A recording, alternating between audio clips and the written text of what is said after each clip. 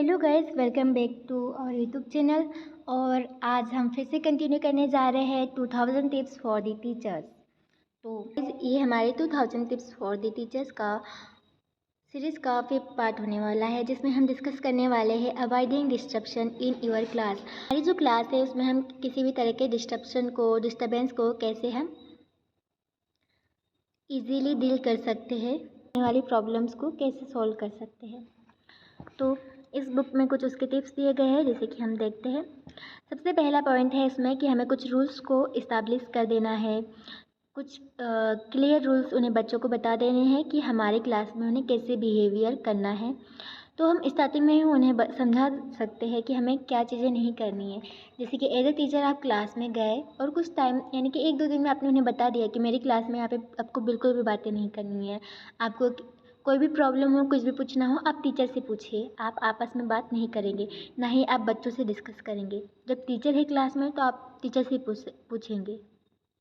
तो आप ये रूल उन्हें समझा सकते हैं। यहाँ पे आपको खाना नहीं खाना है, आपको टीचर की तरफ ही देखना है। आपका अटेंशन टीचर क्या पढ़ा रहा है इस पे होना चाहिए, ना कि विंडो से बाहर कहीं होना चाहिए या किसी ग्राउंड में होना चाहिए। तो ऐसे कुछ रूल्स है जिसे आप पहले ही बच्चों को बता सकते हैं या इस्टेब्लिश कर सकते बना सकते हैं, जिससे कि आप अपनी क्लास में या टीचिंग लर्निंग प्रोसेस में डिस्टर्बेंस को अवॉइड कर सकते हैं। नेक्स्ट पॉइंट है हमारा कि reward good behaviour immediately with positive feedback. अगर कोई बच्चा आपकी क्लास में बहुत अच्छा बिहेव कर रहा है, उसका जो डिसिप्लिन है वो बहुत ही अच्छा है, आपको लग रहा है कि वो बच्चा कभी कोई गलती नहीं कर रहा है, आपकी बातों पे ध्यान दे रहा है और पूरा डिसिप्लिन में रह रहा है, तो उसके इस अच्छे बिहेवियर को तुरंत रिवार्ड कीजिए। रिवार्ड का मतलब ये नहीं है कि आपको कुछ चॉकलेट वगैरह देना है, कुछ गिफ्ट वगैरह देना है। आप क्या कर सकते हैं, सिंपली बच्चों को खड़ा करके उसकी तारीफ़ कर सकते हैं कि इससे कुछ सीखो, उसके लिए तालियां बजवा सकते हो। तो जिससे क्या होगा कि बाकी बच्चों पे कुछ ना कुछ असर होगा या उन्हें कुछ ना कुछ लगेगा कि हमें भी कुछ ऐसा करना चाहिए। और ऐसा नहीं है कि आप हमेशा अच्छे बच्चों को भी कर सकते हो। ऐसा भी हो सकता है कि जब कोई बच्चा बहुत ही बदमाशी कर रहा हो पर किसी ने उसने शरारत वगैरह नहीं किए, तो आप उनकी भी तारीफ़ कर सकते हैं कि सीखो उससे कुछ करके, या आज इसने कोई मस्ती नहीं की, या आज इसका बिहेवियर बहुत अच्छा था। तो हो सकता है कि इसके रिगार्डिंग, आपके इस एक्शन के रिगार्डिंग उनका कुछ पॉजिटिव फीडबैक आपको मिले, तो आप डिस्टर्बेंस और ये सब अनडिसिप्लिन बिहेवियर को कम करने के लिए आप ये भी कुछ कर सकते हैं अपनी क्लास में। नेक्स्ट हमारा पॉइंट है कि कुछ चीज़ें होती है, कुछ बच्चों का बिहेवियर होता है, आप उन्हें कुछ बड़ा इंसिडेंट होने से पहले ही डील कर लीजिए। अगर किसी भी तरीके का इनडिसिप्लिन आपको ऐसा दिखाई देता है कि जो आगे होकर मेजर प्रॉब्लम क्रिएट कर सकता है, मे बी कोई बच्चा किसी को परेशान कर रहा हो या कुछ ना कुछ ऐसा इंसिडेंट हो और आपको लग रहा है कि वो आगे जाके कुछ बड़ी दिक्कत क्रिएट कर सकता है या कुछ भी हो सकता है, तो आप उसे प्राइवेटली डील कीजिए या फिर आप सभी बच्चों के सामने उसे डील कीजिए कि ऐसा बिहेवियर क्लास में नहीं चलेगा या बच्चों आपको ऐसी हरकतें नहीं करनी है, जिसकी वजह से आपकी क्लास में डिस्ट्रप्शन, बच्चों के बीच में डिस्ट्रप्शन और डिस्टर्बेंस होने से बच जाएगा। नेक्स्ट पॉइंट है हमारा establish what the section will be for transgressing the rules. हमें इंश्योर करना है कि सभी जो सेक्शंस है इसे फॉलो करें और ये प्रैक्टिकेबल हो क्लास में और कंसिस्टेंट हो, इसमें कुछ ज़्यादा रुकावटें ना आए। नेक्स्ट पॉइंट हमें बताया गया है कि avoid unreasonable expectation of peoples but don't demean them either. तो ज़्यादा बताया नहीं गया है, इसमें आपको रियलिस्टिक टारगेट सेट करने हैं। ऐसा नहीं है कि हमें हर किसी से एक्सपेक्टेशन करनी है कि इससे ये डिस्टर्बेंस ना हो। ऐसा सिर्फ बच्चों के केस में नहीं है कि आप अगर कहीं टीचर बन रहे हो तो ऐसा नहीं है कि आप अकेले हर टीचर होंगे, वहाँ पे अदर बहुत सारे टीचर्स होंगे, आपके एज ग्रुप से होंगे, आपसे बड़े होंगे, कुछ ना कुछ ऐसे लोग होंगे जिससे आपको प्रॉब्लम या डिस्टर्बेंस क्रिएट होगा। तो आपको उन्हें अच्छे से डील करना है, कोई भी अनरीजनेबल एक्सपेक्टेशन नहीं रखनी है आपको अपने कलीग्स के साथ, अपने पीपल्स के साथ में। नेक्स्ट पॉइंट है हमारा कि लुक्स फॉर सिग्नल। तो इसका हमें डिस्क्राइब किया गया है कि be adaptable, change the pace और content of a lesson as soon as you realize it's not working well। हमें इसमें बताया गया है कि अगर आपको लग रहा है कि आपका वे ऑफ टीचिंग अच्छा नहीं है क्लास में, आप अच्छे से प्रेजेंट नहीं कर पा रहे, आपका ये जो तरीका है, मेथड है, वो गलत है, और आप लगातार कुछ ना कुछ प्रॉब्लम उसमें देख रहे हैं, कुछ ना कुछ उसमें गलती देख रहे हैं, तो आपको उसे तुरंत सुधार लेना चाहिए। आपको ज़रूरत होती है नया कुछ अडाप्ट करने की, नई चीज़ों से, नए तरीके से चीज़ों को डील करने के लिए, नए तरीक़ों को अपनाने की।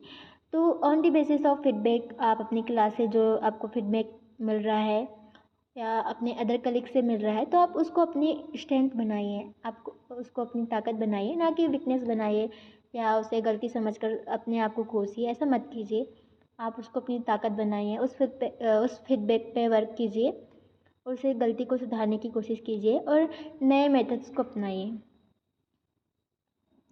नेक्स्ट पॉइंट हमें बताया गया है कि if a particular people is causing problem, तो हमें क्या करना है, इस प्रॉब्लम को तुरंत ही नोटिस करना है।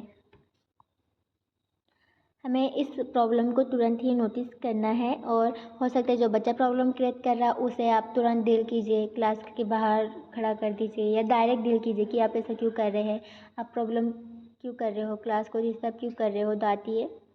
और इसे हमें एकदम कामली डील नहीं करना है, थोड़ा हमें स्ट्रिक्ट होना होगा। और अगर आपको रीज़न समझ में आ रहा है तो आप उस पर भी वर्क कीजिए। है हमारा प्रोवाइड कूलिंग ऑफ टाइम।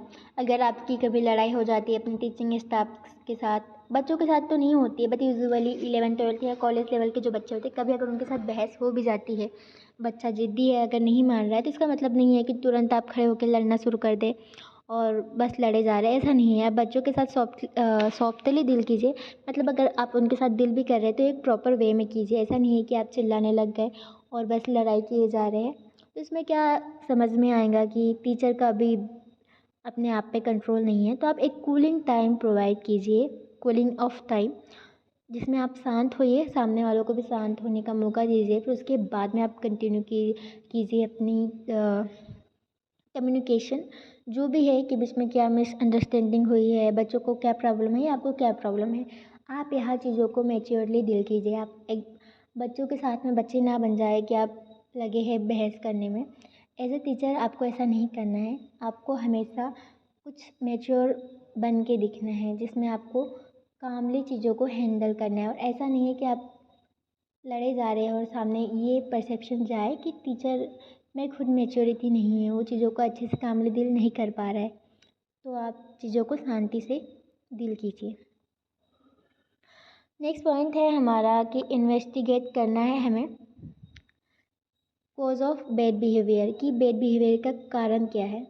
अब छोटे क्लास में जब आप पढ़ा रहे होते हो तो ये प्रॉब्लम आपको फेस नहीं करनी पड़ती है, बट एज अ प्रोफेसर या कोई टीचर जब आप पढ़ा रहे होते हैं, तो मैं भी वहाँ बड़ी क्लास के बच्चे होते हैं, स्पेशली बॉयज़, ऐसा नहीं है कि गर्ल्स नहीं करती, बॉयज़ गर्ल्स भी करती है, तो आप उसके बैड बिहेवियर का रीज़न जानिए। अगर बार बार ये चीज़ें हो रही है, मे बी बच्चों को एंगर इशू हो या कुछ भी हो या कोई साइकोलॉजिकल प्रॉब्लम हो, अब तो हम बहुत बड़े टीचर बन चुके हैं, तो ऐसा नहीं है कि ये सब सारी प्रॉब्लम्स हमें फेस नहीं करनी होती है, ये सारी प्रॉब्लम्स हमें फेस करनी होती है। तो हमें जानना चाहिए कि क्या रीज़न है कि बच्चों का रेगुलरली इतना बैड बिहेवियर दिख के आ रहा है, उनके मिसबिहेवियर का रीज़न क्या है। समटाइम्स क्या होता है कि जो रीज़न है वो अंडरस्टेबल होता है, फॉरगिवेबल होता है, मतलब माफ़ी के लायक होता है। एक बार हम रीज़न जान लें तो हमें लगता है कि चलो उसका गुस्सा होना जायज़ होता है, हालांकि कभी नहीं होता है वो ना, ऐसा तो बहुत ही कम होता है। बट अगर जब भी आपको लगे कि प्रॉब्लम सॉल्व हो सकती है, उसका गुस्सा आ रहा था तो क्या रीज़न है, ऐसा करके आप उसके बैड बिहेवियर का कारण जान सकते हैं। और जानना चाहिए एज ए टीचर आपको कि उसके बैड बिहेवियर का क्या रीज़न है। आप जैसे कि अगर बच्चों को एंगर इशू हो तो आप उसे मेडिटेशन, योगा, या आपके हाथ में जो भी करंट में प्रेजेंट आइडियाज़ है, आप उन्हें बच्चों को बता सकते हैं। उन्हें आप कॉन्सिक्वेंसेस बता सकते हैं कि उनके एंगर इश्यूज़ की वजह से कितनी प्रॉब्लम क्रिएट हो रही है। नेक्स्ट हमारा पॉइंट है have ready something interesting to give the class to do. जब कभी आप थोड़ा गुस्से में हो या आप खुद इस खुद इस स्टेट में नहीं हो कि आप जो डिस्टर्बेंस हो रहा है आपकी क्लास में उसे आप अच्छे से डील कर सके। आपको अपने आप को शांत करने के लिए कुछ टाइम लग रहा हो, आप कुछ टाइम तक खुद को शांत रखना चाहते हैं, कुछ क्लास में बोलना नहीं चाहते हैं, क्योंकि आपको पता है कि आप अभी इस स्टेट में हो कि आप ज़्यादा बच्चों से कुछ बोल नहीं सकते हैं, आपका बोलना कुछ प्रॉब्लम क्रिएट कर सकता है। तो आप क्या कीजिए, एक छोटी सी क्यूज़ दे दीजिए बच्चों को, कुछ न कुछ वर्क दे दीजिए जिसकी वजह से वो अपने आप में बिज़ी रहे, आपको ज़्यादा इंटरेक्शन करने की ज़रूरत ना पड़े।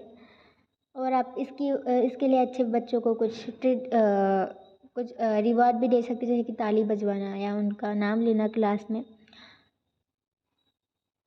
तो जैसे कि आप इससे क्लास में अगर एक यूज़फुल एक्टिविटी कराते रहेंगे तो आपको टाइम मिल जाएगा खुद को काम डाउन करने का। तो दोस्तों कुछ ऐसा है कि इसमें कुछ पॉइंट बताए गए हैं, उसका मीनिंग कुछ और निकल रहा हो सकता है, पर इसे मैंने अपने वर्ड में कुछ अलग तरीके से कन्वर्ट किया हो। बट मे भी ऐसा है नहीं कि मैं कुछ गलत चीज़ बोल रही हूँ। मोस्ट ऑफ द केसेस में ये सारी चीज़ें होती है। तो अगर आपको इससे रिलेटेड कुछ और टिप्स पता हो, कुछ आइडिया हो, कुछ थॉट्स हो जिसे आप शेयर करना चाहते हैं, तो आपका कमेंट बॉक्स में मोस्ट वेलकम है। नेक्स्ट जो हमारा टॉपिक होगा उसमें हम बताएंगे कि ब्लैक बोर्ड को क्लास में कैसे यूज़ करना है। तो अगर आपको पीपीटी चाहिए इससे रिलेटेड या कुछ नोट्स या आपको कुछ भी चाहिए